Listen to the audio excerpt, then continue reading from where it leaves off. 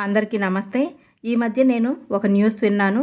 ఒక అమ్మాయి సూసైడ్ చేసుకుంది. సూసైడ్ లెటర్‌లో ఏం రాసిందంటే, భర్తతో ఇలా చెప్పిందనమాట. పెళ్ళైన దగ్గర నుంచి మీకు ఇష్టమైనట్లే ఉన్నాను.